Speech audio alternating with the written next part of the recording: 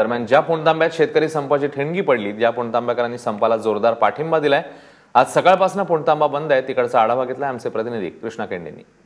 महाराष्ट्रामध्ये आज शेतकऱ्यांनी बंद पुकारलेला आहे आणि ज्या आंदोलनाची सुरुवात अहमदनगर जिल्ह्यातील पुणतांबा या गावामधून झाली, तो पुणतांबा गाव देखील पूर्णपणे कडकडीत बंद असल्याचं आपल्याला पाहायला मिळतंय। खरं तर मी जिथं उभा आहे तिथून 100 मीटर अंतरावरती रेल्वे स्टेशन आहे आणि हा जो रोड आहे तो श्रीरामपूर शिर्डी रोड आहे, त्यामुळे या भागामध्ये नेहमी वर्दळ पाहायला मिळत असते। मात्र आज पूर्णपणे सगळी दुकान जे आहेत ते बंद असल्याचं चित्र पाहायला मिळतंय।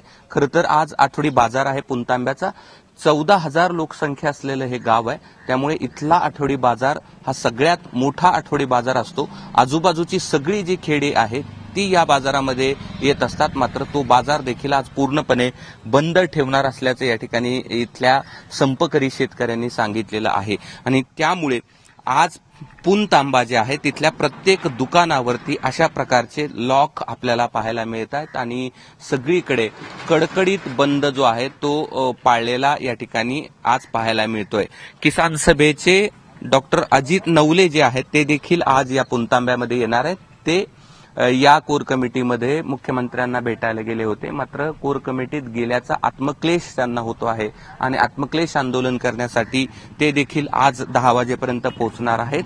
आज पूर्णपणे हा आठवडी बाजार बंद असणार आहे। गेल्या 5 दिवसांपासून आंदोलन सुरू आहे महाराष्ट्रामध्ये, त्यात मध्यंतरी एक कोर कमिटी भेटायला गेली, त्यांनी संप मागे घेतल्याचं घोषित केलं, मात्र त्या पुणतांब्यामध्ये आज देखील पूर्णपणे कडकडीत बंद आपल्याला पाहायला मिळतोय आणि शेतकऱ्यांच्या आंदोलनाचा हा 5वा दिवस आहे।